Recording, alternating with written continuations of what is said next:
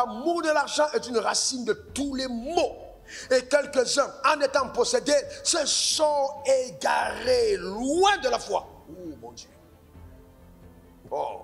Et se sont jetés eux-mêmes dans bien de tourments. Ça veut dire, vous savez, écoutez-moi bien, je vous parle là sous le prisme d'un homme riche. Vous savez, quand on parle de tourment, l'argent tourmente certaines personnes. L'argent, oh Dieu. L'argent, il faut voir les gens à la fin du mois. Regardez-vous en route. Vous ne savez pas où les gens vont. Embouteillage. Plein. Ils partent où on ne sait pas. C'est qu'il y a eu l'argent dans le col. Ils sont là, boubou. Les supermarchés, ils tournent. Nouveau téléphone, nouveau site. Quand l'argent est là, et toi tu n'es pas spirituel, l'argent va te dérégler. L'argent va te troubler. On achète seulement. On achète. Parce que les gens sont contrôlés par l'argent.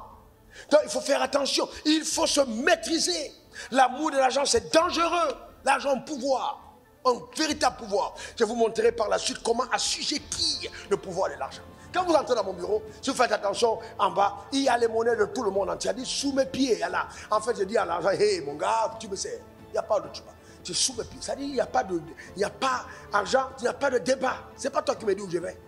Ah non, on peut aller à Monaco, on peut aller prendre un jet, on peut aller ici. Hey, calme-toi. Toi et moi, on va à l'église. Il n'y a pas de... on va adorer Dieu. Il n'y a pas de débat. On sert Dieu. Faut te mettre. Donne-moi ton meilleur amen. Oh, ta manière de dire amen m'embête.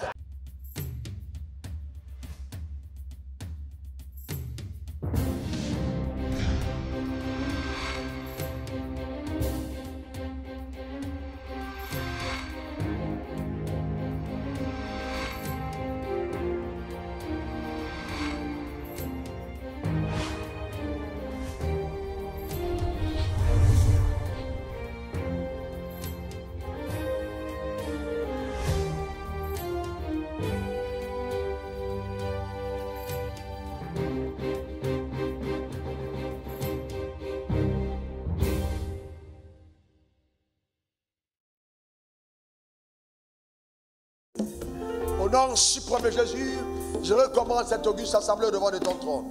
Ceux qui sont ici en présentiel, ceux qui, nombreux, sont connectés en distanciel. Je prie que par ta puissance extraordinaire, il me soit accordé de pouvoir enseigner, prêcher, prophétiser ta parole. Et que par ta grâce, chaque personne qui m'entende puisse te comprendre par l'amplification du Saint-Esprit. Que la lumière soit dans notre homme intérieur. Que par ta parole, nous soyons enseignés, nous soyons repris, nous soyons éduqués dans le nom suprême de Jésus et même guéris par ta puissance extraordinaire. Merci Père pour ta grâce. Je sais que ta parole ne rentrera pas à toi sans avoir accompli ce pourquoi elle est sortie.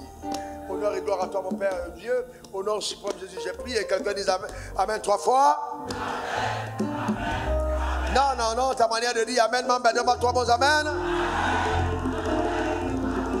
Eh bien, assieds-toi dans sa glorieuse présence. Eh bien, le message que tu vas entendre ce matin va te faire un bien extraordinaire. Depuis que je prêche l'évangile, ce sera la première fois que je vais aborder ce thème de cette façon. D'ailleurs, je n'ai jamais spécifiquement parlé de ça depuis que je prêche l'évangile. Mais je me suis senti poussé, porté par Dieu pour pouvoir adresser cette situation parce que je crois que ça prépare ta vie à entrer dans cette saison vraiment glorieuse à laquelle Dieu t'appelle. Le thème du message, c'est le piège de la cupidité. Le piège de la cupidité. Luc 12, verset 15. Puis il leur dit, gardez-vous avec soin. Ça, c'est Jésus qui parle. Gardez-vous avec soin. Donc, il dit avec soin. Donc, ce n'est pas simplement se garder légèrement. Avec soin, avec attention. De quoi? De toute avarice. Car la vie d'un homme ne dépend pas de ses biens, fut-il dans l'abondance. Ce texte est vraiment un texte qui doit nous garder, vraiment nous garder. Dieu souhaite, et c'est ça ce qui est paradoxal, il souhaite de tout son cœur que nous prospérons à tous égards et soyons en bonne santé comme prospère le tas de notre âme. Jésus est venu afin que les brebis aient la vie, mais qu'elles soient dans l'abondance. Donc Dieu n'est pas contre le fait que nous puissions prospérer, être dans l'abondance, mais cependant, il nous met en garde contre l'avarice, contre la cupidité. Parce que derrière la cupidité, il y a un piège énorme. Dans ce message, je vous montrerai comment la cupidité est un esprit qui travaille comme bras droit de l'esprit de pauvreté, qui est là vraiment pour détruire et ruiner ta vie. Et comment, par la cupidité, beaucoup de personnes ont été aveuglées et sont passées à côté de leur destinée. Comment la cupidité peut vraiment détruire des relations et ruiner ton avenir? Comment? Par la cupidité. Le diable nous empêche de vivre le type d'abondance que Dieu nous a réservé sous le soleil, de jouir de ce que nous avons reçu de Dieu. Car Dieu a fait toutes choses afin que nous en jouissons. Mais aussi, je ferai ressortir de façon très explicite la différence qu'il y a entre quelqu'un qui fait des affaires pour Dieu, qui fait avec Dieu et pour Dieu, et quelqu'un qui fait des affaires manipulées subtilement par l'esprit d'avarice. Et vous verrez clairement la différence. Parce que souvent, c'est beaucoup de personnes, voyez-vous, quand ils entendent des mots comme contentement, n'arrivent pas à faire la différence entre le contentement et le désir d'abondance que Dieu a pour chacun de ses enfants. Vous allez comprendre, parce que vous êtes intelligents. Amen. C'est la parole qui va suivre. Donc, comment on fait donc pour reconnaître tout ça? Vous savez, la cupidité, voyez-vous cette définition, prenez ça, c'est très important. La cupidité est un désir excessif. Un désir excessif et insatiable de posséder toujours plus de richesses. Désir excessif, insatiable, de posséder toujours plus de richesses. Donc c'est pour ça que vous voyez quelqu'un qui a 85 ans, 90 ans, 100 ans, mais il vole toujours. Vous vous demandez, mais il vole pourquoi? Il a même peut-être à peine, il peut même manger seul. Mais il vole. Donc vous devez comprendre que derrière cet acte, il y a là, quoi? La cupidité. J'ai vu des femmes braquer leur mari la nuit pendant qu'il dort. Fouiller les poches et puis dépouiller les poches et cacher l'argent sous le matelas et puis venir dormir. Alors que c'est son mari. Ils sont en bien commun, mais elles volent quand même. Donc vous devez comprendre que la cupidité est quelque chose de terrible. Hein? Terrible. Et donc, toujours envie de posséder des richesses, ou des biens, ou de pouvoir. C'est-à-dire, il n'y a pas que les biens, il y a aussi le pouvoir. Amen. On est cupide. Et souvent, au détriment des autres. Au détriment des autres. C'est-à-dire, quand tu le fais, tu n'arrives même pas à penser aux autres. C'est-à-dire, tu as toujours envie de posséder plus. Tu veux avoir plus de biens, plus de pouvoir. Mais tu ne penses pas aux autres qui sont tout autour. Aucune envie de partage. Donc, la cupidité est motivée par l'avidité et peut conduire à des comportements égoïstes, malhonnêtes ou immoraux. Donc, c'est-à-dire, pour cette personne, c'est la fin qui justifie ses moyens. Donc, pour elle, elle s'en fout. Que ce soit par escroquerie, que ce soit par vol, que ce soit par corruption, l'importance d'avoir de l'argent. Et moi, je vais vous dire une chose. Dieu n'est pas intéressé par le gain. Il est intéressé par la méthode du gain. Quelle est la méthode qu'on utilise pour accéder à ce que nous avons? Car, imaginez, Jésus vient et le diable lui dit, écoute-moi bien, jeune homme. Tu es venu sur la terre, oui, ok. Regarde, je te montre tous ces royaumes. Prosterne-toi devant moi et je te donne tous ces royaumes. Il avait la possibilité de prendre le raccourci et de posséder tout le monde sans passer par la croix. Vous allez vous rendre compte que la cupidité va exclure la croix de votre marche. Là, va exclure la croix de votre marche. Alors que la bénédiction qui vient de Dieu vous donne de transiter par la croix.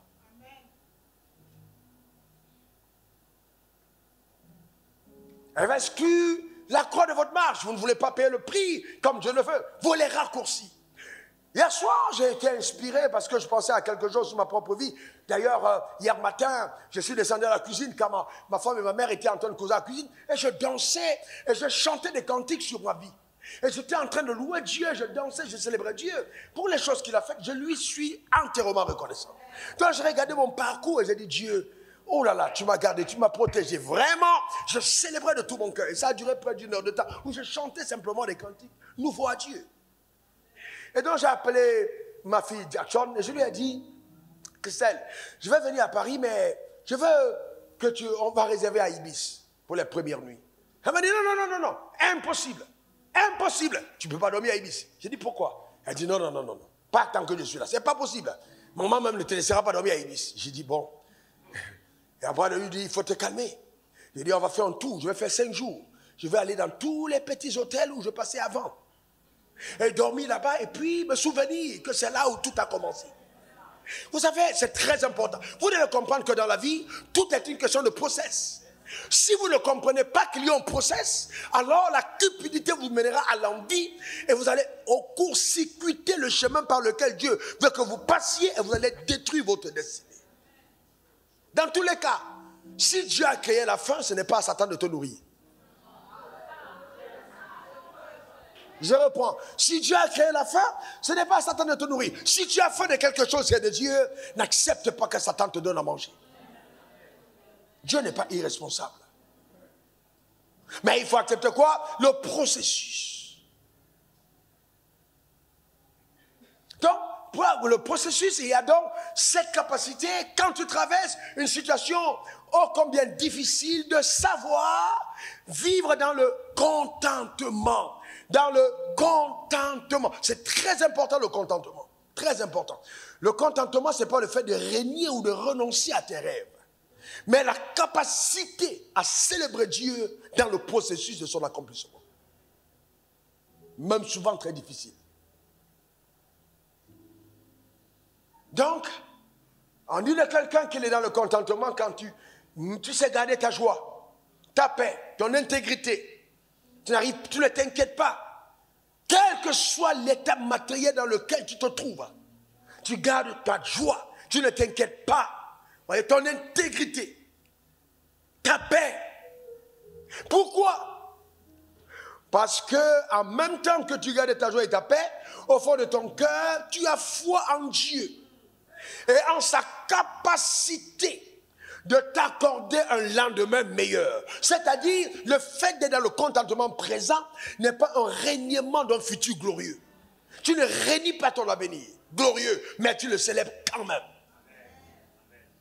Donc la présence dans la fosse au lion n'est pas la fin de ton histoire. Mais tu rends grâce à Dieu. Parce que même dans la fosse au lion, le lion perd la capacité de pouvoir te dévorer. Même dans les flammes, tu vois le 4e homme présent à tes côtés. Et tu rends grâce à Dieu. Parce que tu ne peux pas exclure, amen, tout ça de ton parcours. Ça fait partie de ton histoire. Amen. Une élévation sans témoignage est une élévation falsifiée. Il faut un témoignage. Il faut quelque chose qui prouve que Dieu a conduit tes pas. Bien des fois, tu te sentiras seul. Bien des fois, tu commettras des erreurs. Mais Dieu sera toujours à tes côtés. Ta manière de dire amen m'embête. La vie est un processus. La vie est un processus. Les personnes qui ne le comprennent pas passent à côté de tout. C'est un processus. Ésaïe 53, 1 à 2, qui a cru à ce qui nous était annoncé. Amen. Il y a des choses qui vont arriver dans ta vie que même ta mère ne croira pas. Même ton père ne croira pas. Même ton pasteur que je suis, je peux même douter de ce que tu es en train de dire. Qui a cru à ce qui nous était annoncé? Qui a reconnu le bras de l'Éternel? Donc quand Dieu agit dans ta vie, souvent on ne reconnaît pas le bras. On ne sait pas que c'est Dieu parce que ça n'a vraiment pas l'apparence de quelque chose que Dieu est en train de faire. Mais toi dans ton cœur, reste calme, ne t'inquiète pas, ne panique pas, reconnais que Dieu est avec toi. Il s'est élevé devant lui comme une ferme plante, comme un rejeton qui sort d'une terre déchaissée. Il n'avait ni beauté, ni éclat pour attirer nos regards. Et son aspect n'avait rien pour nous plaire. Certains d'entre nous, nous sommes encore à cette étape descriptive de notre destinée, mais ça ne réunit pas notre royauté. Amen. Voyez donc, il faut faire attention parce que à un moment où tu passes par ces moments de tribulation, où Dieu est en train de façonner ton histoire, de construire ton avenir, la cupidité viendra pour essayer de falsifier, de totalement détruire les beaux projets que Dieu a pour ta vie. Dans le tout n'est pas j'ai l'argent, mais je vais te demander par quel chemin tu l'as eu. Par quel chemin tu as eu ce que tu as. J'ai l'argent, mais par quel chemin? Oh, moi, regarde la voiture que je roule, par quel chemin tu l'as eu? Peux-tu nous dire, en toute lumière et transparence, comment tu as eu ce que tu as eu? Vous savez, la cupidité est terrible. Est-ce que vous vous rendez compte qu'elle peut tellement détruire ta destinée par cupidité? Écoutez bien, la cupidité, oh, quand Dieu m'a dit ça, ça m'a choqué. C'est par cupidité qu'un homme a vendu Dieu. Elle t'a tellement aveuglé que tu es capable de vendre Dieu. Judas a marché avec Jésus. Un homme vend Dieu, c'est-à-dire il va, il dit, bon, donnez-moi 30 pièces, je vous vends Dieu.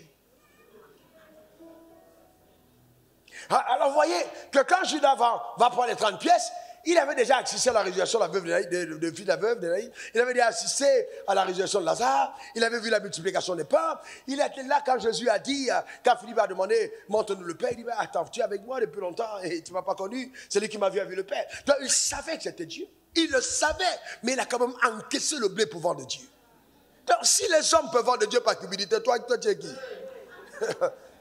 C'est pourquoi il faut faire attention. Si vous avez des collaborateurs cupides, vous avez quelqu'un qui est autour de vous qui est cupide, surveillez-le mieux qu'un cobra. Il est dangereux. Une personne cupide peut se transformer en un adversaire déloyal, farouche. La cupidité, c'est dangereux.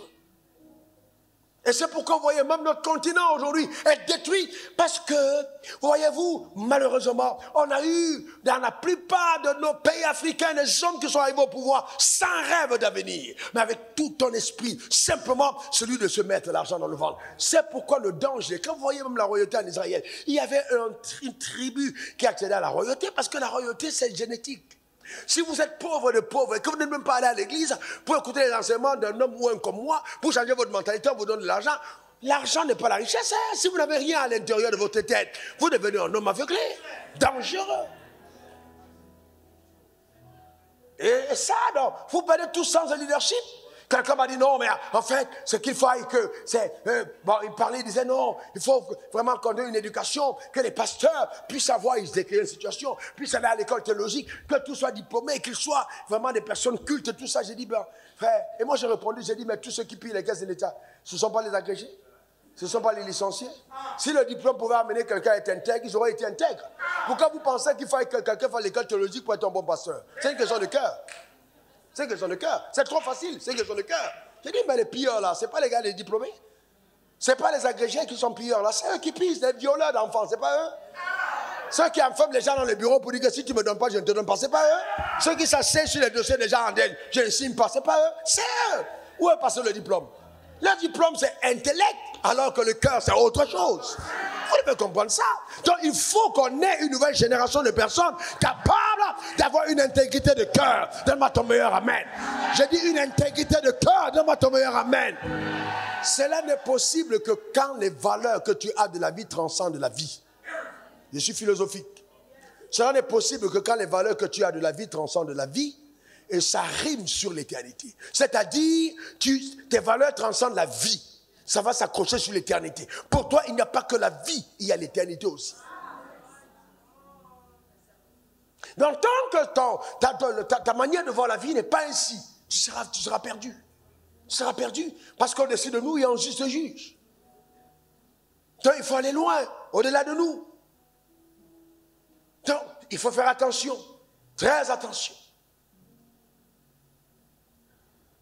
Et vous savez, un peuple a été totalement égaré et perdu à cause de la cupidité. Vous savez, c'est pour ça que frère, écoutez-moi très bien, Dieu dit, je souhaite que tu prospères à tous égards et sois en bonne santé comme prospère l'état de ton âme.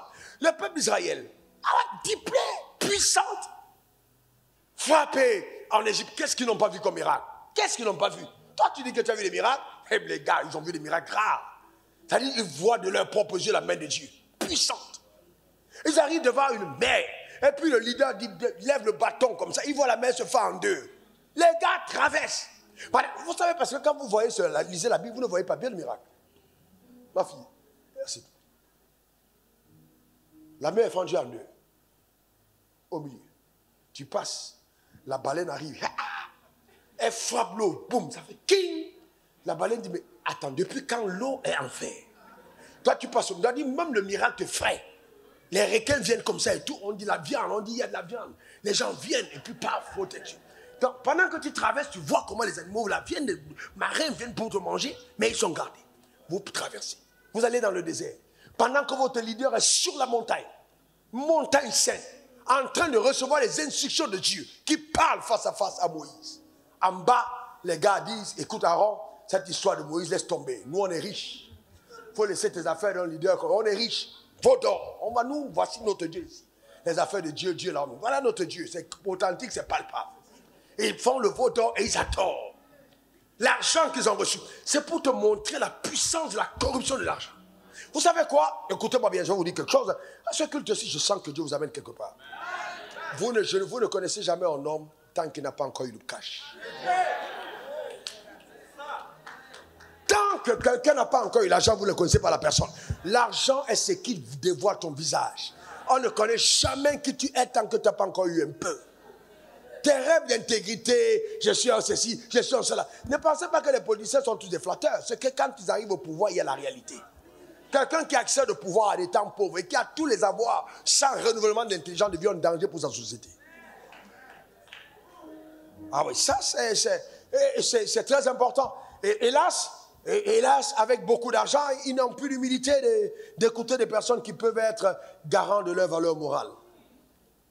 C'est le drame. C'est le drame. Vous comprenez ce que je suis en train de dire? C'est le drame. C'est le drame. Et donc, quand ils veulent recevoir des gens, ils veulent des prophéties sur mesure. Que tu leur dises, enfin, voilà ce que tu vas. Quand tu prophétises sur mesure, c'est pas possible. Il faut que les valeurs morales soient préservées par l'enseignement de la vérité. Tant que ce n'est pas fait, on va au chaos. Ne croyez pas que le fait d'avoir une identité, je suis chrétien, je vais à l'église, on m'a oindul, on a fait si garantie que tu es un bon leader, tu peux être pire. Non, c'est pas ça qui garantit. C'est comment est-ce que tu gères cette question de cupidité. Il faut faire attention. Donc l'amour de l'argent, 1 Timothée 6, verset 10. Car l'amour de l'argent est une racine de tous les maux. Et quelques-uns, en étant possédés, se sont égarés loin de la foi. Oh mon Dieu. Oh. Et se sont jetés eux-mêmes dans bien de tourments. Ça veut dire, vous savez, écoutez-moi bien, je vous parle là sous le prisme d'un homme riche. Vous savez, quand on parle de tourment, l'argent tourmente certaines personnes. L'argent, oh Dieu. L'argent, il faut voir les gens à la fin du mois. Regardez-vous en route. Vous ne savez pas où les gens vont. Embouteillage. Plein. Ils partent où on ne sait pas. C'est qu'il y a eu l'argent dans le col. Ils sont là, boubou. Les supermarchés, ils tournent. Nouveau téléphone, nouveau site. Quand l'argent est là et que tu n'es pas spirituel, l'argent va te dérégler. L'argent va te troubler. On achète seulement. On achète. Parce que les gens sont contrôlés par l'argent. Donc il faut faire attention. Il faut se maîtriser.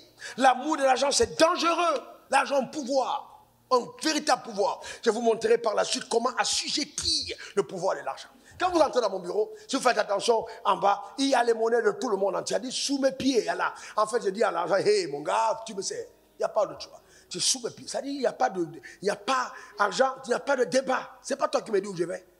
Ah non, on peut aller à Monaco, on peut aller prendre un jet, on peut aller ici. Hey, calme-toi. Toi et moi, on va à l'église. Il n'y a pas de... on va adorer Dieu. Il n'y a pas de débat. On sert Dieu. Faut te mettre. Donne-moi ton meilleur amen. Oh, ta manière de dire amen m'embête. Donne-moi encore ton meilleur amen. Certains d'entre vous, soyez honnêtes avec moi. Quand vous avez eu votre première belle voiture, soyez honnêtes avec moi. Est-ce qu'il ne vous est pas arrivé de faire des courses que vous ne devez pas faire? D'aller rendre visite aux gens. Non, soyons sincères. Tu as eu ta première belle voiture. Est-ce qu'il ne t'est pas arrivé d'aller faire une course que tu n'avais pas envie de faire? Que tu es juste... Bon, alors maintenant, si ça ne t'est pas arrivé, gloire à Dieu. Maintenant, si la majorité, tu es tenté. Alors tu es tenté pourquoi? Parce que c'est comme si c'est bien. Bien, allons même plus loin. Simplement prenons ta nouvelle robe. Ah, vois-tu, c'est trop loin. Ta nouvelle robe. Combien de vous êtes capable de garder une nouvelle robe dans le placard pendant 2 mois? En même temps est mieux. C'est là que tu entends des trucs. En même temps est mieux. En même temps est mieux comment? Voilà. Dès que tu as pris une nouvelle chaussure, il faut que tu portes. Voilà. Pourquoi? Non, ça c'est une parenthèse. Alors, ça peut être un choix pour toi aussi. Parce que tu peux garder l'enlèvement lui après. Donc, peut-être que d'autres vont te donner des alibis. Autant porter maintenant parce que Jésus peut venir demain. Donc, on laisse à chacun le soin, amen, d'avoir son point de vue. Mais cependant, ce que je voulais dire, c'est que souvent, l'argent met une pression. Souvent, il y a des dépenses. Vous arrivez même. Vous voyez, je regarde la maison des gens, des riches. Vous vous rendez compte dans une maison que l'âme de la personne transparaît. Vous avez dans une maison, il y a 8 salons. C'est-à-dire qu'il y a embouteillage. C'est-à-dire que la maison est là vide, mais il y a embouteillage.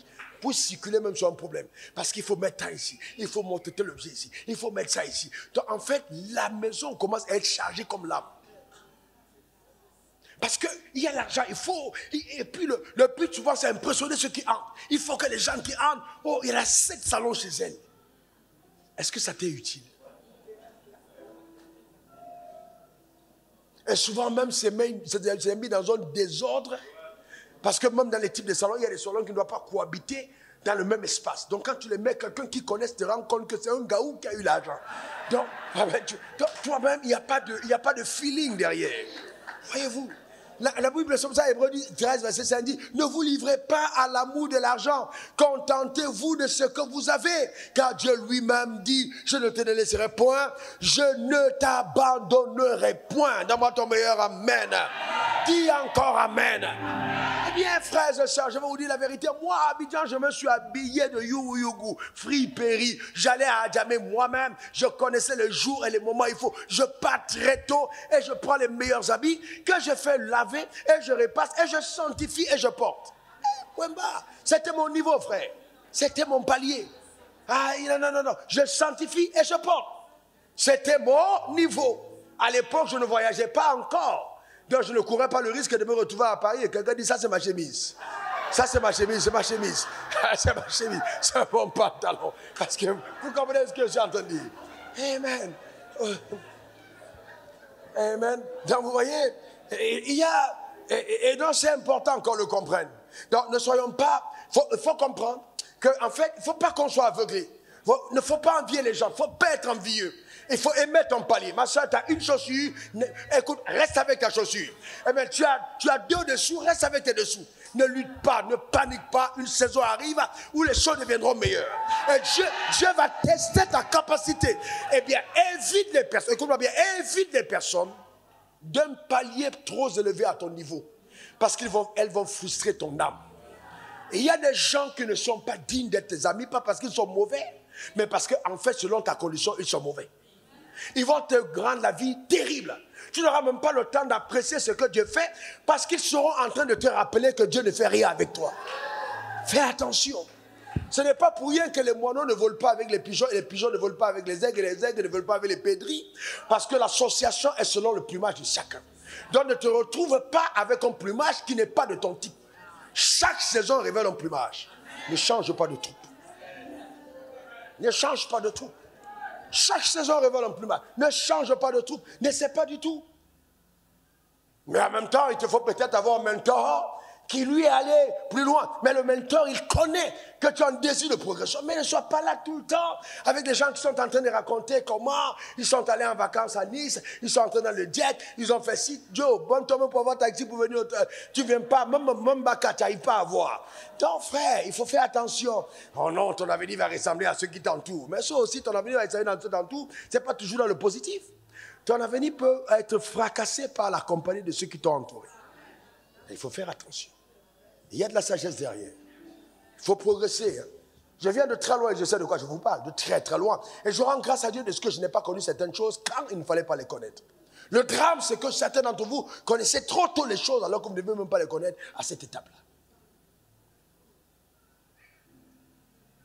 La première fois que quelqu'un m'a offert une montre et que la montre coûtait, je crois environ, c'était 7-6 millions. Oh, mon Dieu, j'étais épaté. J'étais étonné. Comment est-ce qu'on peut avoir une montre de 6 millions? J'étais étonné. D'ailleurs, j'ai mis la montre aux enchères à Abidjan pour organiser un programme. C'était une percée incroyable, mais ça, c'était une saison. Après, sont venues d'autres saisons. J'ai eu quelqu'un, un fils, qui m'a offert 2 montres. Une montre qui a près de 85 millions. Quand j'ai pris la montre comme ça à main, j'ai dit, mais il m'a dit non, puisque tes enseignements ont fait pour moi. D'ailleurs, je vais te donner une deuxième. La deuxième, alors, je ne donne pas le prix de la deuxième. Il a donné 2. D'un coup, sans discuter. Mais c'était une saison. Vous comprenez ça? C'est une saison. Les choses que Dieu a pour toi, tu les auras. Oh, dans ta manière de dire amen m'embête. Les choses que Dieu a pour toi, tu les auras. Tu les auras, frère. Tu les auras. Tu les auras. Sans forcer. Sans forcer. Je dis bien, sans forcer. Tu les auras. Sans forcer. Sans forcer. Ça va venir dans ta vie, simplement. Donc fais attention à l'aveuglement spirituel. Parce que cet aveuglement, voyez-vous, c'est un démon de pauvreté qui est là pour obscurcir ta vie, pour détruire tes rêves, pour t'amener à passer à côté de ce que Dieu a pour ta vie. Attention, attention, attention. J'ai un de mes fils, non, je ne vais pas vous dire le nom, qui est avec nous. Et un jour, j'ai vu que, bon, c'est quelqu'un qui a un avenir. Je le sais prophétiquement. Et je regardais ses chaussures et j'ai senti qu'il était appelé à entrer dans une autre phase. Sauf que le type de chaussures qu'il portait là ne correspondait pas à son type de grâce. Je suis allé moi-même et j'ai pris une chaussure d'une valeur, je crois, de plus d'1 million de francs ou environ.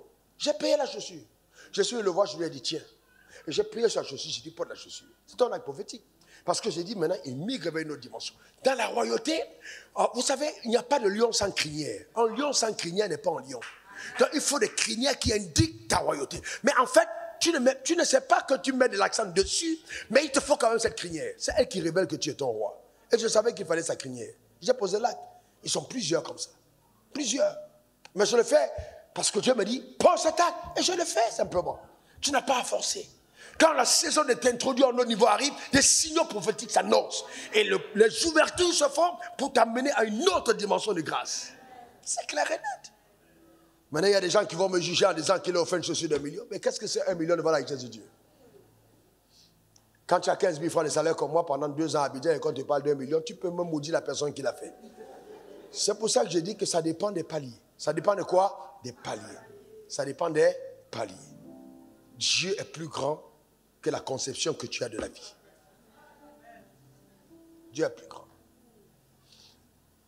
Voyez-vous, c'est vrai que Dieu récompense ceux qui lui font confiance, mais il ne faut jamais attendre que Dieu te récompense par de mauvaises voies. Attention. L'homme riche est venu vers Jésus, il dit, vraiment, j'ai observé tous les commandements de la loi. Jésus a regardé cet homme, il était un jeune d'abord, et puis il était riche. Vous savez, il était jeune et riche. Quelle grâce! Jeune et riche. Et puis, il aime Dieu. Jésus dit, waouh, ça c'est le jackpot. Ça. Il dit, ok mon gars, puisque c'est ça, vends tout ce que tu as. Distribue aux pauvres, on va. Je t'embarque dans mon équipe. Le gars regarde Jésus, il dit, Joe, moi je pensais que tu es un bon gars, tu me demandes de vendre mes biens. Donc il s'en va tout. Et Jésus regarde et dit, ces gars, vous savez, il sera plus difficile pour un homme riche d'entrer dans le royaume de Dieu que pour un chameau de passer dans le trou d'une aiguille. Alors Pierre demande, il se tourne et dit, mais toi, entends. Qu'en est-il de nous qui avons abandonné tout pour te suivre? Parce que, en fait, j'étais pécheur. Je sortais bien. Ma famille mangeait bien. On n'avait pas de problème. Tu m'as demandé de laisser mon affaire. D'abord, je t'ai mis mes bateaux à disposition et puis tu es allé prêcher dessus. Tu n'as pas payé la facture. Non, en fait, c'est ce que ça veut dire. Tu n'as pas payé. Maintenant, tu dis, viens, suis-moi. Je te suis. Et puis, à cette étape de la marche, où j'ai tout sacrifié, d'ailleurs, ma belle-mère vit chez moi. C'est le seul chez qui Jésus allait prier pour sa mère à la maison. Donc, il y a une pression familiale. Tu dis maintenant qu'il est difficile pour eux d'entrer.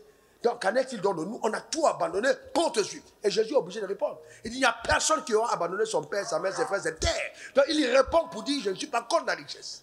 Mais maintenant, quand on prend la Bible et qu'on dit, ouais, Dieu a dit, il est difficile pour un riche d'aller au ciel. J'ai vu quelqu'un se tenir. Vous voyez, Dieu lui-même m'a dit, le riche ne peut pas aller au ciel.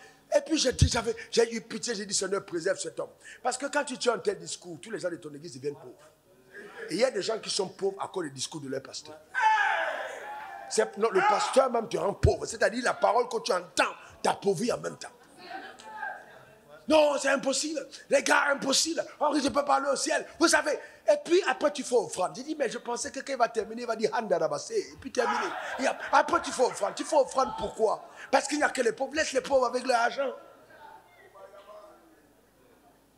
Mais quand tu lis la Bible, c'est pour ça qu'être un culte n'est pas bien. Il faut se faire former. Il faut se faire former. Quand quelque chose de semble ambigu, creuse pour comprendre. Pose des questions à Dieu.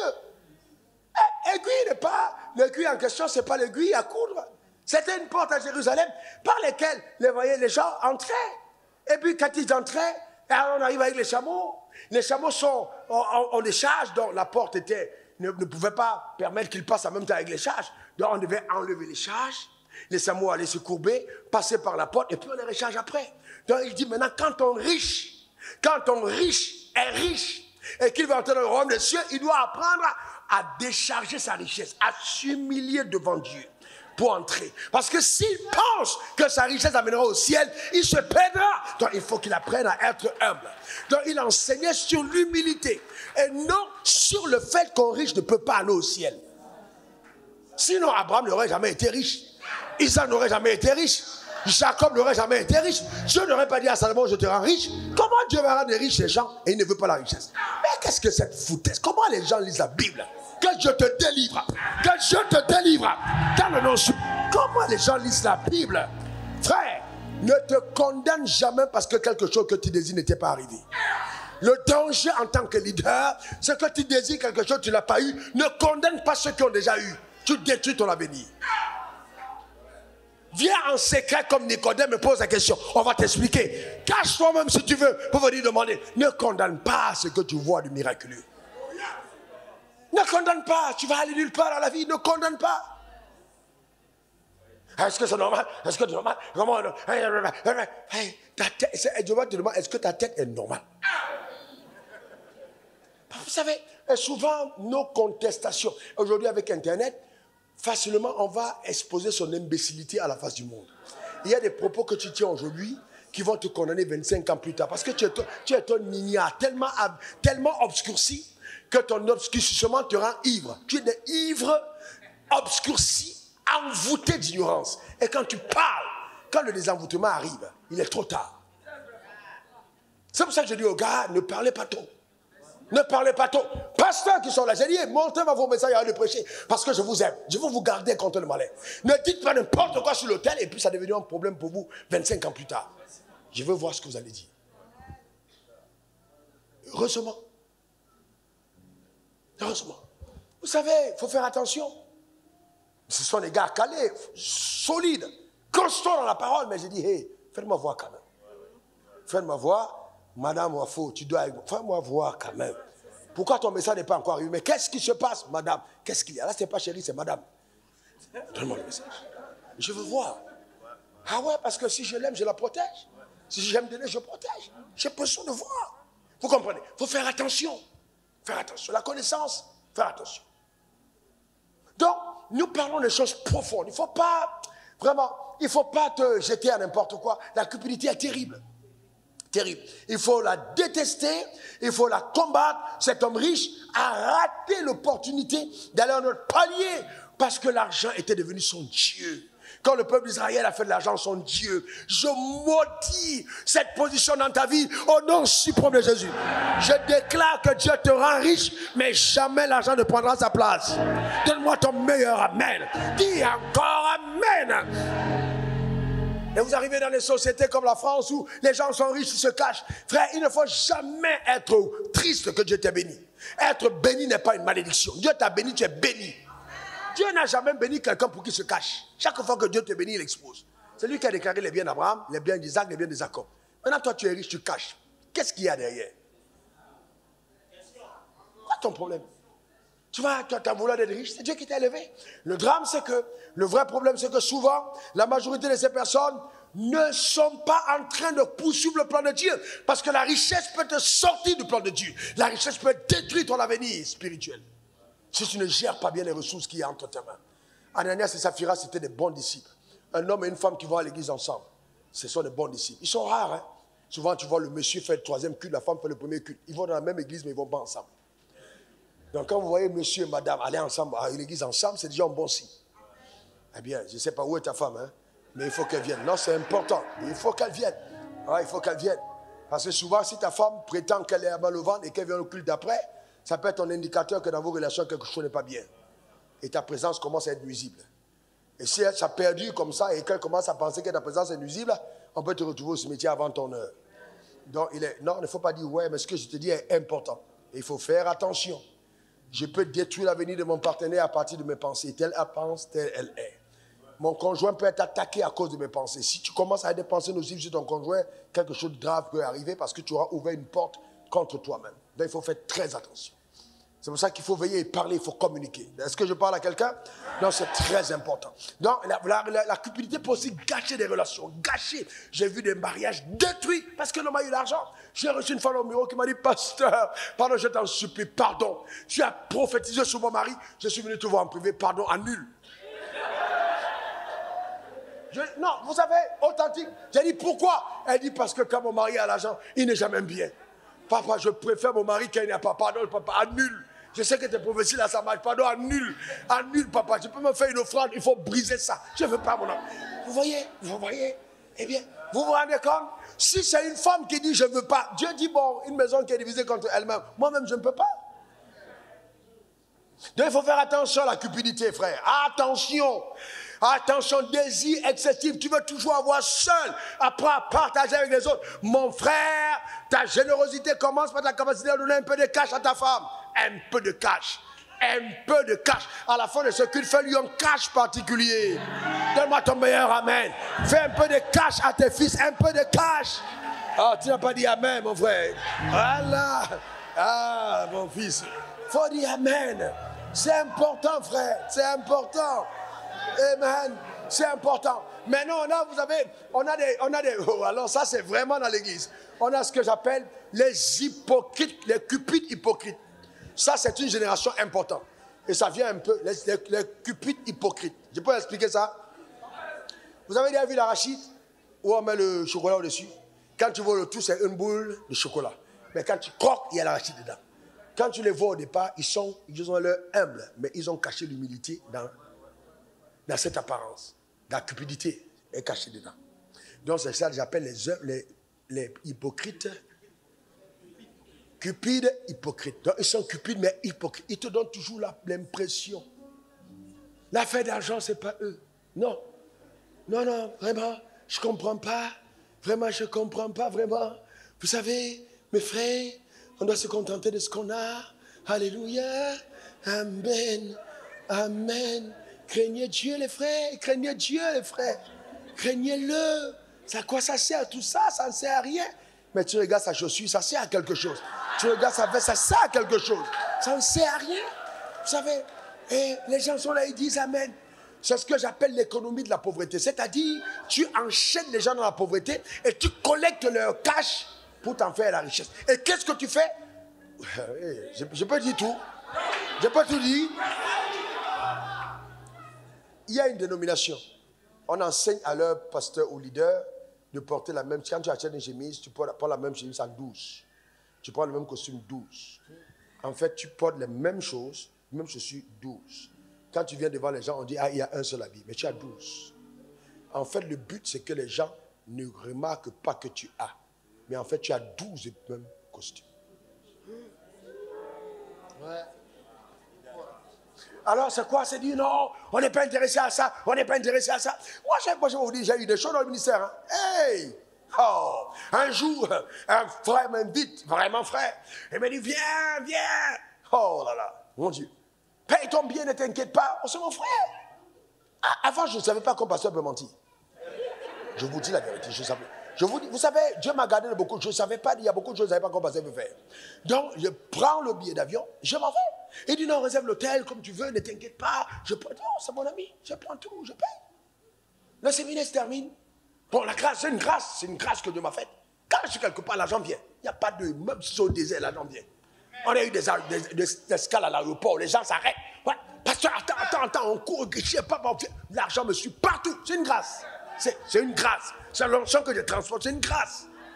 Donc l'argent venait sur les gens, apportaient l'argent, ils étaient ivres. Et toi, à la fin du séminaire, on est ensemble, on discute à l'église, et puis bon, il me ramène, il fait 1h du matin. J'étais content pour lui, tout s'est bien passé. Je descends de la voiture, sous le froid. Je descends, et puis sous le froid. Il me dit, bon, écoute, tu sais, on a eu trop de dettes. Comment tu nous as aidé à payer toutes les dettes? Il me sort sur 700 €.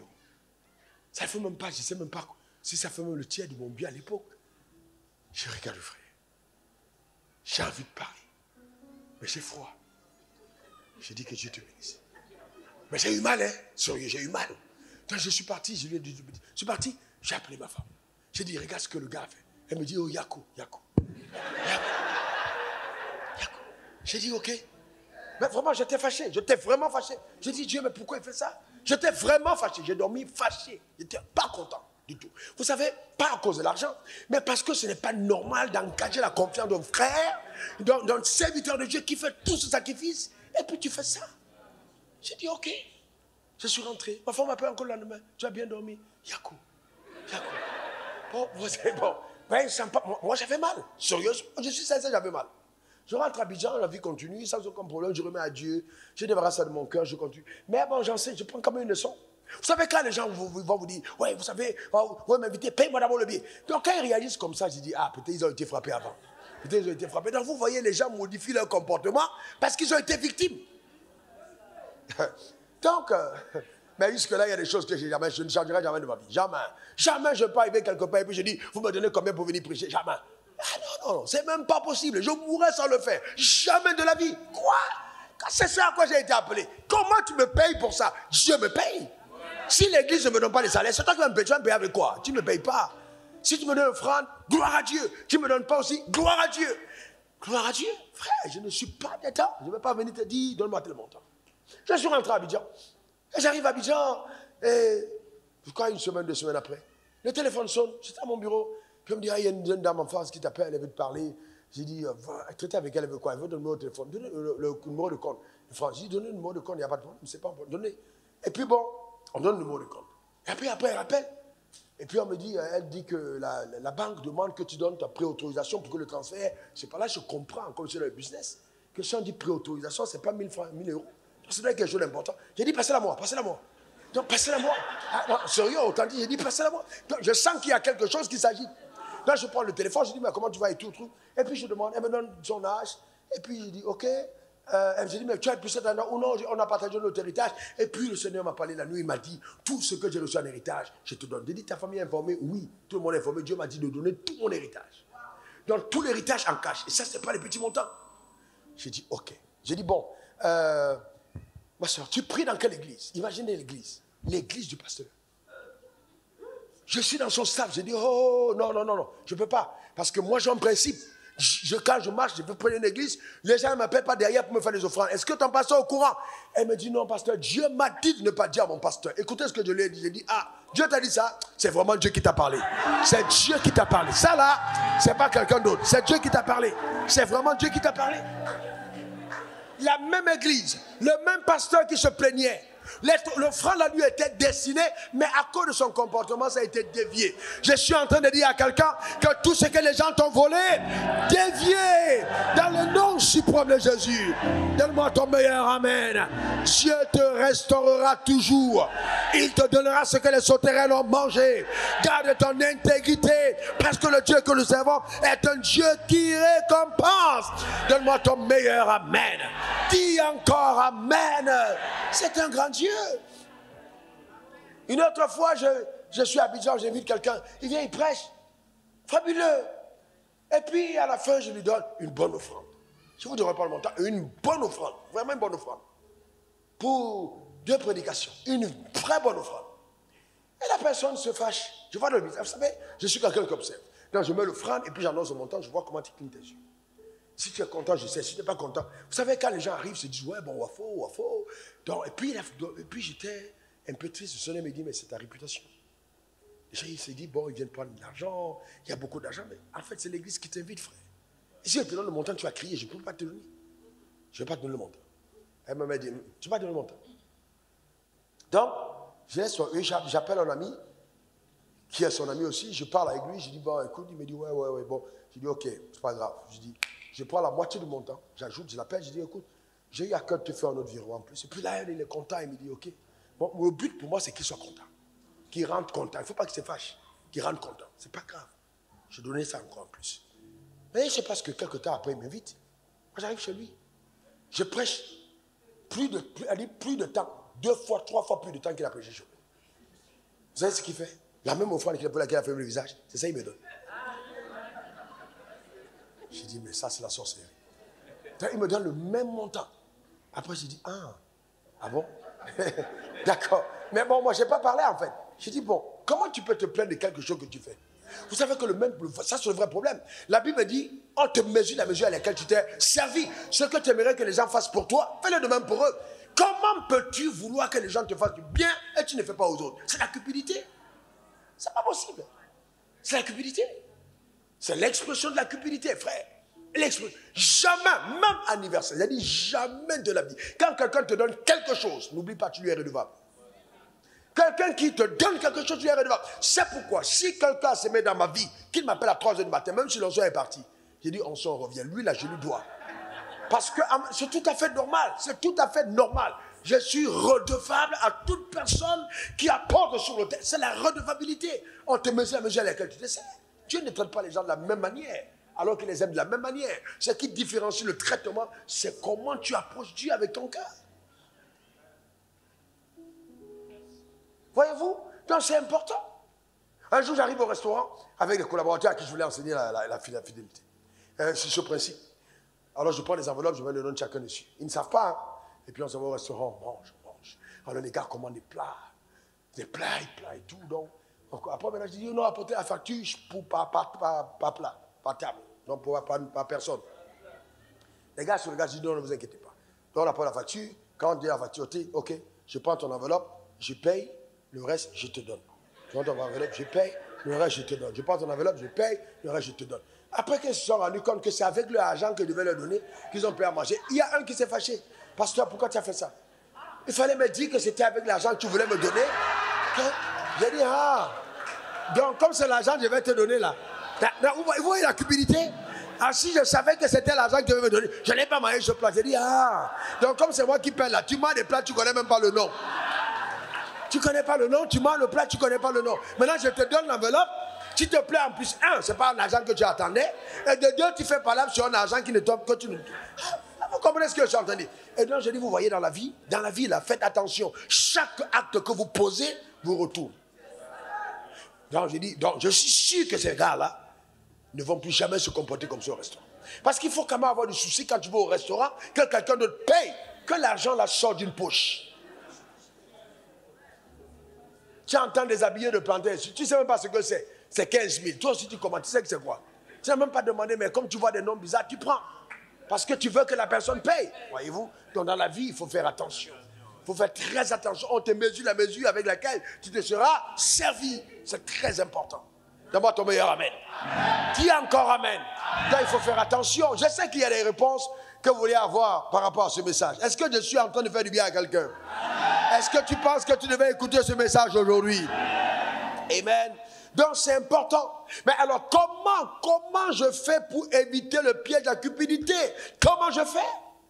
Oh, le temps me manque pour te parler de quelques exemples des hommes dans la Bible, avant de revenir dessus, qui ont été totalement tenaillés par la cupidité. Je vous parle d'abord d'un Akan et je reviens sur comment tu fais. Akan, ouh là là, c'est une histoire incroyable. Ah, c'est dans Josué 7. Regardez. Après la prise c'était après la prise de Jéricho, Akan a désobéi à l'ordre de Dieu. Une instruction avait été donnée. Donc Akan va donc dérober les vêtements qui étaient voués à l'interdit. Et à partir de là, quelque chose de terrible va se passer. Israël va avoir la défaite. Maintenant, Josué 7, versets 24 à 25. Josué et tout Israël avec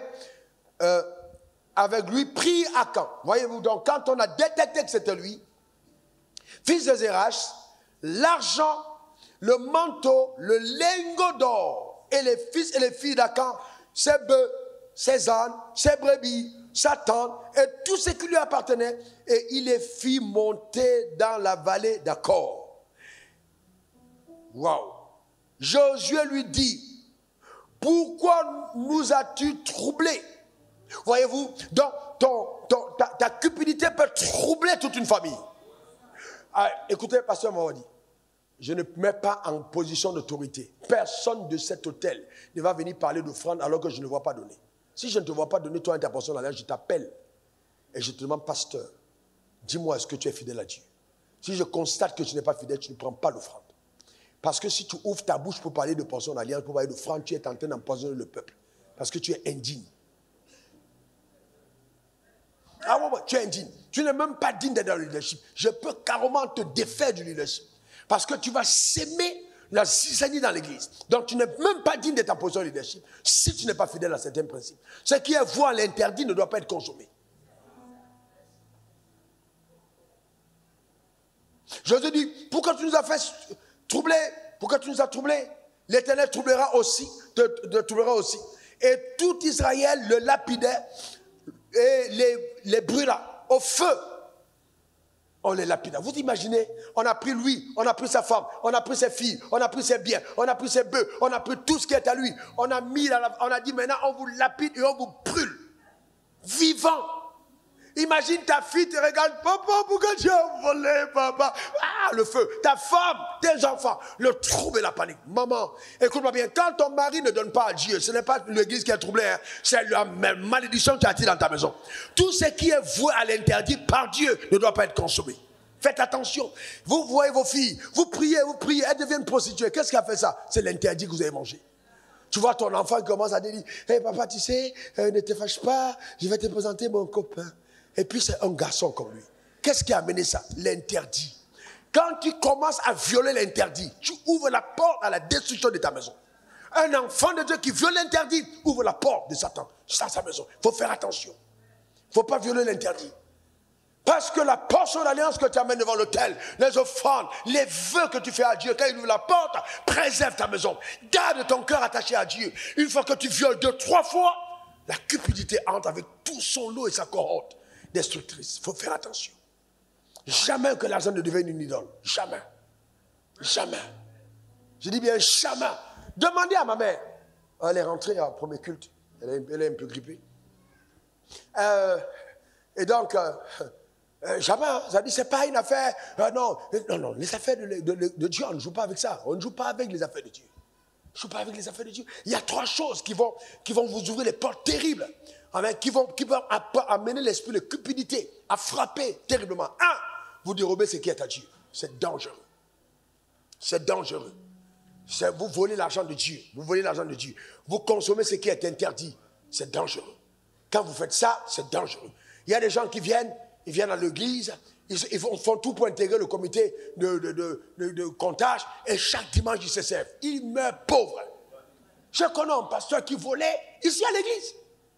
Il avait la responsabilité des cars. Chaque dimanche, il surfacturait 2 cars. Mercredi, un car, il prenait 150 000 francs par semaine. Mettez dans sa poche. Un jour, je le regarde, tu vois qu'il dit, mais mon frère, tu changes trop de chaussures.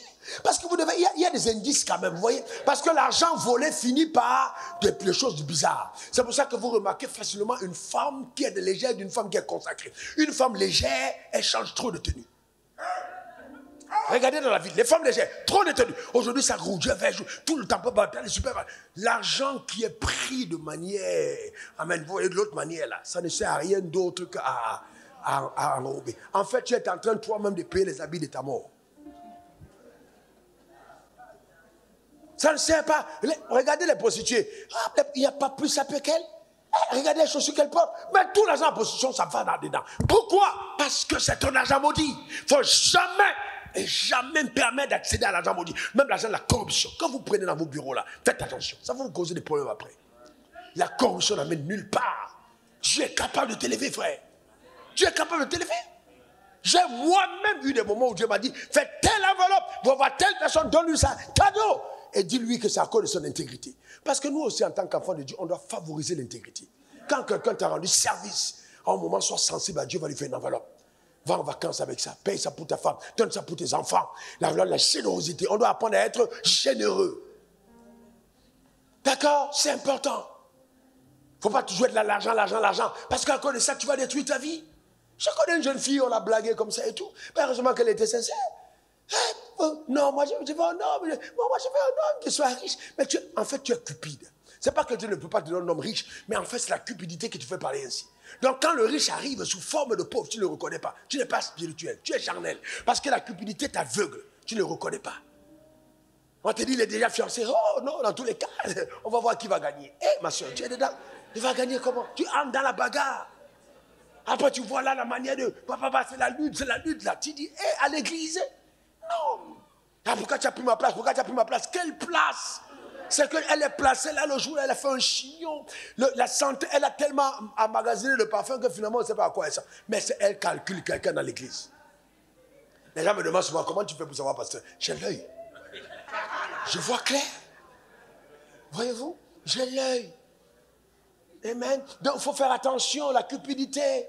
Dans la jeune fille, un gars, vous la prend au piège, il lui dit non, mon père est trop riche et tout. Vraiment, je vois, tu prends le taxi, je t'offre une Mercedes. Il a donné une Mercedes avec clé. Elle dit, j'ai percé. Et quand c'est comme ça, elle se cache, elle dit à personne parce qu'elle connaît la vie de son pasteur. Elle sait que c'est la dit à son pasteur, elle va dire, hey, c'est quoi cette histoire? C'est quoi cette histoire de Mercedes que tu as pris à quelqu'un et tout? Mais elle roule sa Mercedes, alléluia, Dieu m'a béni, amen, amen. Elle est dedans. 3 mois après, l'agent de location appelle pour dire, madame, on voit que vous roulez telle voiture, c'est une voiture de location. Dans le cas, c'est que bon, toi c'est le bien matériel qui t'est en train d'attirer, il va te donner. Toi tu veux seulement les PDG. Ah bien, je connais une femme qui a été enceinte par un chauffeur, il dit je suis PDG. Il est chauffeur PDG, et puis quoi? La grossesse est déjà partie, tu vas faire quoi d'autre? Tu es déjà enceinte, il est trop tard. Je connais des femmes à qui on a donné des maisons, allez visiter au chantier maison, c'est pour toi. Mais ce n'est pas un résultat à la société. Et puis, c'est terminé, après c'est fini, on a repris. Faut faire, les gens sont intelligents pour le mal. Ne ruine pas ta destinée parce que tu es aveuglé par les biens matériels. Il faut aller au-delà, que la cupidité ne te ruine pas ton avenir. Dieu est capable de te bénir et de te bénir dans les saintes voies. Reçois cette parole. Ta manière de dire Amen m'embête. Donne-moi ton meilleur Amen. Dis encore Amen. Que cela soit ton partage. Eh bien, je veux dire que les femmes matérialistes fassent attention. Hommes matérialistes, faites attention. À une génération où les gens ne font que chercher ceux qui ont l'argent. Tu veux te marier, tout ce que tu cherches, une femme qui a un peu. Une femme qui a un peu, frère. Si tu n'es pas capable de pouvoir aux besoins d'une femme, ne l'épouse pas. Ne calcule pas sur sa poche. Parce que tu ne connais pas la femme avec sa relation intime avec son argent. Moi, je connais des femmes qui ont dit, ouais, dans tous les cas, parce qu'elle m'a dit que non, dans tous les cas, elle va prendre soin de nous deux avec son argent. J'ai dit, oh gars, ça c'est le langage d'une femme. La femme là, tout ce qu'elle veut c'est le sexe. Quand vous allez arriver dans le mariage, là, quand le sexe va avoir 1, 2, 3 mois, et qu'elle va se rendre compte que le sexe là, c'est comme le foutu banane, on mange à pompe, elle va se rendre compte après qu'il y a autre chose. Il te dit, tu vas l'énerver. Il a pensé que je blague. Quelque temps après c'est ça, jamais une femme ne prendra plaisir à prendre soin d'un homme. Sauf si c'est une sorcière, jamais. Une femme qui est divinement constituée ne prendra jamais plaisir à prendre soin d'un homme. Une qui est divinement constituée, jamais de la vie, jamais. La femme n'a qu'à avoir 1 million, elle veut tes 100 000. Ah oui, frère, tu dois prendre soin d'elle. Aïe, tu dois prendre soin d'elle. Comme Christ a pris soin, tu dois prendre soin d'elle. Si la femme te donne son argent, c'est une offrande de ta fait. L'offrande qu'elle te fait là, quand toi tu donnes à Dieu, n'est-ce pas, tu attends qu'il multiplie? Elle te donne 100 000, c'est pour avoir 1 million. Ah, toi tu es malade ou quoi? Elle veut, c'est stratégique. C'est une sémence stratégique. C'est un sacrifice qui pèse sur le ciel. Ah, elle te travaille, elle te neutralise. Elle dit, lui là, je l'ai eu, je l'ai travaillé, mon mari. Hey, non. Ah, frère, toi tu t'amuses avec femme. Non, elles sont spéciales, elles ressemblent à l'église. Non, amen. On acclame le Seigneur pour nos sœurs. Que Dieu soit loué, que Dieu soit béni. Amen. Mais il n'y a rien de mauvais, il n'y a rien de mauvais, il n'y a rien de mauvais dedans. L'homme doit prendre soin de sa femme. Il n'y a rien de mauvais dedans, rien de mauvais. Gloire à Dieu si ta femme t'aide. Et gloire à Dieu s'il ne t'aide pas, c'est pas grave, financièrement parlant, elle peut t'aider ailleurs. C'est pas un problème. Laisse ta femme avec son argent. Il ne faut pas des calculs. On va mettre en temps, non. Celle-là, ça énerve la femme. Dès que vous commencez à faire les calculs, au départ, elle va te dire oui, mais à un certain moment, ça l'énerve. Parce qu'elle a l'impression que l'argent qu'elle met sur la table, ce n'est pas elle qui doit mettre. Mais je ne comprends pas pourquoi elle a cette impression. Mais elle a l'impression quand même. Laisse tomber. Tu vois, non? Donc, et puis tu avances. Tu vois? Donc, c'est important. Non, ton meilleur amen. Alors, je voulais donc te dire comment tu fais pour savoir. Et voyez-vous, je donne quelques points qui te donnent de savoir si oui ou non tu es motivé par Dieu pour faire les affaires ou alors c'est la cupidité qui te pousse à chercher l'argent. Numéro 1. Dieu n'est pas ta priorité. Quand Dieu n'est pas ta priorité, ce n'est pas Dieu. Dieu n'est pas ta priorité, c'est-à-dire s'il y a un business et s'il y a culte. S'il y a un business et qu'il y a un moment de retraite, tu préfères aller au business que d'aller vers Dieu. Là, c'est un signe que Dieu n'est pas avec toi. Que là, ta motivation n'est pas bonne. Il y a plein d'affaires, demandez à mon épouse, demandez à ceux qui m'entourent, ça. Il y a plein d'affaires que je laisse tomber parce que cette affaire va intervenir les jours consacrés. J'ai dit, ce n'est pas mon affaire. Donnez ça à quelqu'un d'autre, je n'en veux pas. Parce qu'il y a des jours où je ne traite pas d'affaires, ces jours sont consacrés, je n'ai pas besoin de ça. Et ça ne change rien. Ce qui est à moi est à moi. Donc je dois avoir ma discipline. Je ne vais pas me mettre là en train de courir, ça me dit à gauche, à droite, parce que non, Je suis enfermé, j'ai étudié la parole, j'ai pris parce que je dois te nourrir. C'est mon rôle. Chercher l'argent, là, c'est après. Donc ça, là, la présence de Dieu, c'est important pour moi. Je dois étudier la Bible, je dois prier, je dois rester chez moi, c'est normal. Voyez-vous? Donc, quand Dieu n'est plus ta priorité, numéro 1, c'est un mauvais signe. 2, quand tu n'investis pas ton argent dans l'œuvre de Dieu, tu gagnes l'argent, mais en retour, l'œuvre de Dieu ne reçoit pas ton argent, c'est un mauvais signe. C'est un très mauvais signe. Parce qu'en fait, quand tu gagnes et que tu ne mets pas dans l'œuvre de Dieu, alors à partir de ce moment, c'est un indicateur que tu consommes l'interdit. Ça devient quoi? La cupidité. Tu veux toujours amasser. Et là, tu vas te rendre compte que tu commences à avoir des maladies. Après même te signaler la présence d'un cancer. On va te dire que ta femme a un cancer du sein. On va te dire qu'il y a tel accident qui a fait ci. Tu penses que c'est le diable qui t'attaque, mais c'est ta cupidité qui a ouvert la porte. Tu vois? Il faut faire très attention. Au troisième signe, ton argent ne participe pas au social. C'est-à-dire, il y a des gens qui ne donnent qu'à l'église. C'est-à-dire, en fait, ils ne font pas d'aumône. Quand ils voient des gens dans la rue, les gens, ils garent au bord de la route, les petits-enfants viennent. « Hé, toi, la foule au cœur là-bas !» Il n'y a aucun cœur pour les gens qui souffrent. C'est dangereux. Tu dois avoir un cœur pour les gens qui souffrent. Quand tu vois quelqu'un qui est nu, que tu puisses dire, attends, je reviens ici la soir, tiens-toi, je t'apporte ton habit. Que tu puisses manifester, voyez-vous, de la générosité envers les personnes qui t'entourent. Pas seulement envers l'autel. Parce que tu peux venir devant l'autel par cupidité. Mais si avec les autres, tu ne manifestes pas de l'amour, alors tu viens devant l'autel parce que tu sais que Dieu va te bénir. Ce n'est pas dire que tu aimes Dieu, mais tu aimes ce que l'acte produit dans ta vie. Ce n'est pas Dieu que tu aimes. Mais quand tu aimes vraiment Dieu, ça se ressent dans ton amour pour les autres. Mais là encore, il y a tout un équilibre. Je vais vous dire ça une autre fois. L'équilibre, c'est quoi? C'est que la majorité d'entre nous, en Afrique, on devient pauvre à cause de l'excès de générosité. Là encore, c'est encadré. Il faut un équilibre entre la générosité et l'épargne. Donc, parce qu'en Afrique, dès que tu as l'argent, tout le monde, on vient autour. Et on commence à t'entourer. Tu n'arrives plus à discerner qui tu dois aider et qui tu ne dois pas aider. Et parmi ceux qui t'entourent, il y a les sorciers qui viennent récupérer une partie pour aller travailler contre toi. Donc, si tu n'es pas spirituel pour discerner qui est en train de t'entourer pour te détruire et qui vient de la part de Dieu, tu vas tomber. Donc, ça demande encore beaucoup de discernement. Il y a des gens à qui tu dois dire non, fermement. Parce que ton oui détruit leur futur. Tu vois? Donc, il doit avoir justement cet équilibre fort. D'accord? Donc, il faut faire très attention. Il faut faire très attention. D'accord? Donc, il faut aider les autres avec des finances. Et puis ensuite, il faut aider d'autres personnes à se réaliser. C'est-à-dire, en fait, ton argent doit aider d'autres personnes à se construire. Alors, quand tu as de l'argent, la Bible dit tu prêteras à plusieurs, mais tu n'emprunteras pas. Donc, il doit y avoir des gens autour de toi qui réussissent leur vie parce que tu as donné de l'argent. Parce que tu as investi dans leur capital. Parce que tu as servi de levier. Parce que tu as propulsé leur vie. C'est important.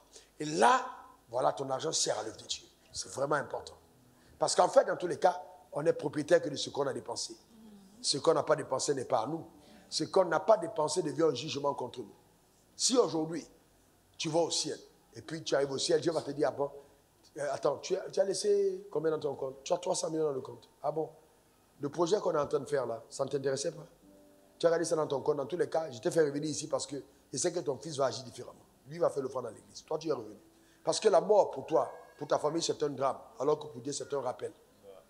On te ramène pour dire qu'il n'est pas en train de faire ce qu'on doit. On te fait. Je vous pose une question. Les enfants d'Ananias et Saphira, qu'est-ce qu'ils ont fait de l'argent, à ton avis? Ils ont fait quoi? Ils ont ramené à Dieu. Parce que c'est qui a tué ton père et ta mère, tu ne peux pas manger. Sûrement, ils ont ramené pour dire, pardon papa, pardonne-nous. Voilà, on ramène à Dieu. Et donc, ils étaient successeurs à partir d'une tragédie, mais qui était une leçon pour leur avenir. Je prie de tout cœur que tu n'apprennes pas la vie de la mauvaise façon. Que Dieu bénisse ton âme, que Dieu bénisse ta vie, que Dieu te garde et qu'il continue sa belle œuvre en toi. Au nom suprême de Jésus, donne-moi 3 bons amen. Moi-même, je sais que le message est bon, donc je n'ai vraiment pas envie que tu acclames. Moi-même, je sais que c'est bon. Moi-même, je prêche, ça me fait du bien. Donc, non. Je dis, je suis sérieux. Je n'ai pas envie que tu acclames. Je sais qu'il est bon, le message. Mais j'ai plutôt, parce qu'en acclamant, ça peut te distraire. Il y a des choses que Dieu t'a adressées. Ça fait combien de temps tu as volé toi-même la portion d'alliance? Ça fait combien de temps tu es en train de conseiller à ton mari depuis donner à l'église? Il donne, tu es fâché. Ou bien ta femme donne, tu es fâché. Tu luttes contre elle. Beaucoup d'hommes arrêtent leur femme. Tu es en train d'attirer le malheur vers toi. Il faut baisser ta tête maintenant et prier. Et dire à Dieu, Dieu t'a parlé, tu as fait des vœux, Dieu a pourvu, tu as mangé. Et tu acclames quoi? Je suis en train de te dire qu'à cause de ce que tu as fait, quelque chose de mauvais peut venir. Élève ta voix, parle à Dieu. Amen. Les choses ont tardé pendant longtemps et maintenant Dieu est en train de te dire voilà pourquoi ça tarde. Je vais ouvrir les portes au van. Cette année, ce sera la surabondance. Élève ta voix, dis à Dieu, je suis prêt. Quel que soit ce qui se passera, je suis vraiment prêt à coopérer avec tes plans. Aide-moi à ne pas être cupide. Aide-moi. Je me protège contre l'esprit de cupidité. Élève ta voix par la Dieu. Quelle que soit ta position, élève ta voix. Élève ta voix par la Dieu de toute ton âme dans le nom suprême de Jésus. Parle à Dieu et demande à Dieu dans le nom de Jésus de t'aider. Et au nom de Jésus. Élève ta voix, continue de parler au Seigneur. Rababo shakatabari bo sonduro babari yasanda rababo. Randa rababari bo sakatabari noro baba. Rabababa, prie pour quelqu'un d'autre, tu es responsable de famille, prie pour ceux qui sont sous toi, tu es responsable des tribus, prie pour les responsables de famille, tu es pasteur, prie pour l'assemblée, prie pour les personnes que tu connais, prie pour ton mari, prie pour ta femme, prie pour tes enfants, que Dieu préserve totalement de la cupidité et que nous puissions tous vivre pour honorer Dieu, vivre pour le glorifier, vivre pour satisfaire ses intérêts, vivre pour atteindre nos objectifs qu'il nous a souverainement assignés. Élève ta voix, parle à ton Créateur de tout ton cœur dans le nom suprême de Jésus.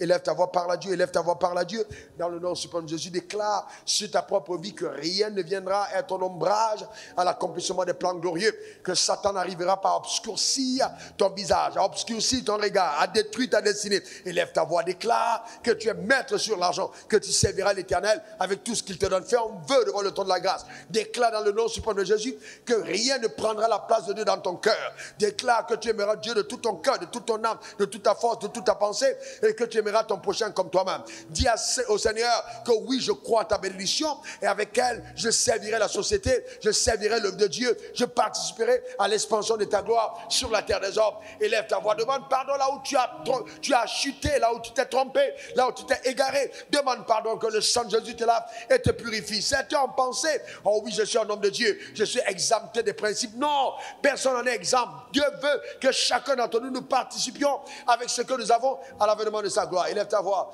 parle à ton Créateur dans le nom suprême de Jésus. Prie le Seigneur, prie le Seigneur, prie le Seigneur, prie le Seigneur de tout ton cœur, prie le Seigneur. Au nom suprême de Jésus, élève ta voix. Élève ta voix, parle à Dieu. Randa kaborondo shakatabari bosande. Rakata baborondo shikataba. Rendo korondo sakata. Élève ta voix. Parle à ton Créateur dans le nom de Jésus. Élève ta voix. Merci Seigneur pour ce que tu es, merci pour ce que tu fais. Rando kabaro shakalate. Rando katabarendo sha. Rakataba. Rondo kataba, rondo kataba. Merci mon Père, merci mon Dieu pour tes œuvres profondes et véritables. Honneur et gloire, règne et triomphe à toi dans le nom suprême de Jésus. Que ton nom soit béni, que ton nom soit exalté. À cause de sa générosité, Dorcas a été ressuscité. À cause de sa générosité, Corneille a été visité par Dieu. Le Saint-Esprit est descendu dans sa maison. Il a été rempli, il a été le premier païen qui a reçu le don du Saint-Esprit. Déclare à Dieu que rien ne fera un obstacle à ta vie. Tu serviras Dieu avec tes ressources dans le nom suprême de Jésus. Père, je te rends grâce, que ton nom soit glorifié pour cette œuvre véritable dans les cœurs et dans les vies, au nom suprême de Jésus. Merci Seigneur, honneur à toi mon Père. Alléluia. Si tu es un chef d'entreprise, recommande ton affaire entre les mains du Seigneur maintenant. Consacre tes affaires entre les mains de Dieu. Fais un vœu à Dieu. Dieu Seigneur, continue de faire prospérer mes entreprises.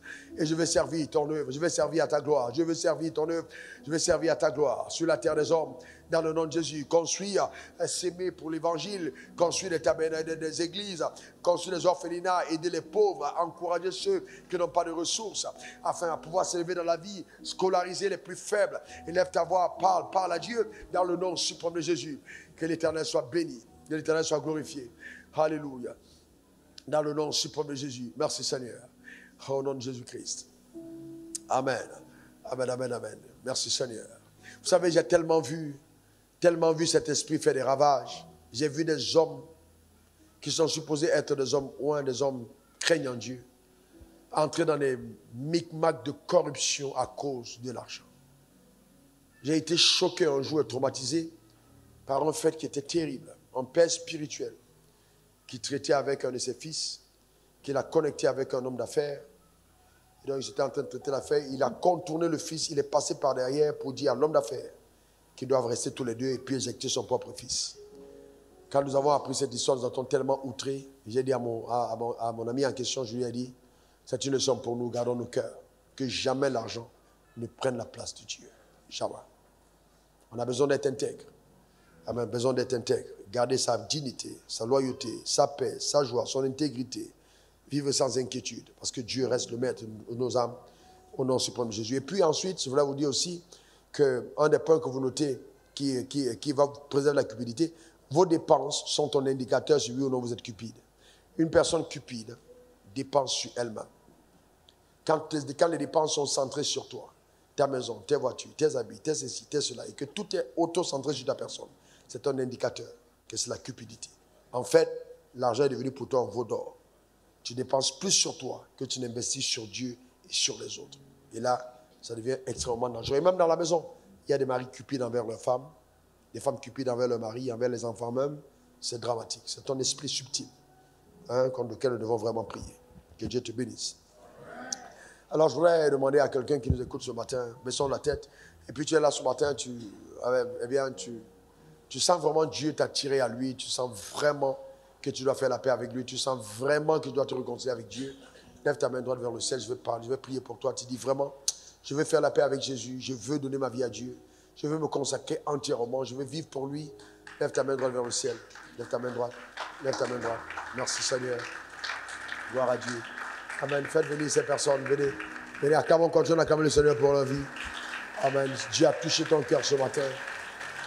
Merci Seigneur.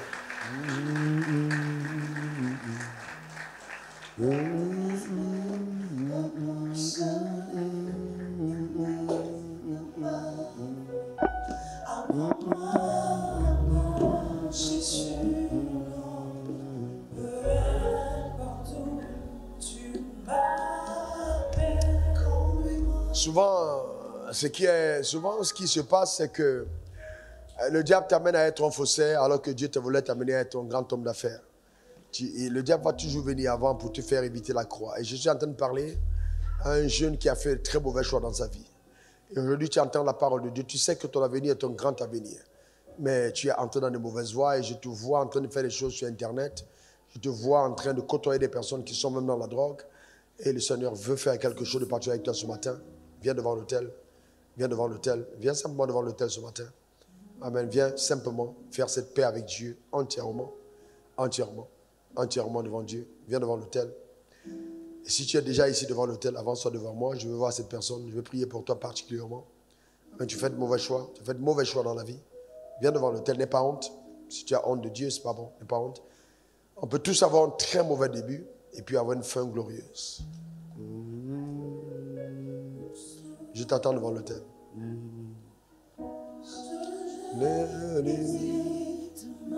N'aie pas honte et n'aie pas peur.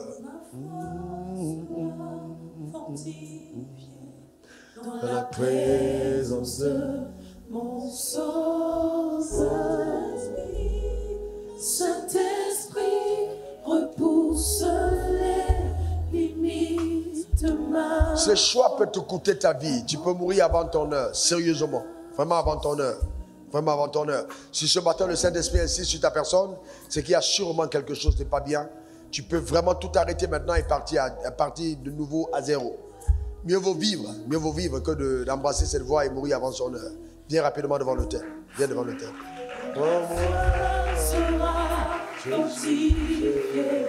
Dans la présence de mon Sauveur, Saint-Esprit repousse les limites de ma foi. Apprends-moi à marcher sur l'eau, peu importe où tu m'appelles.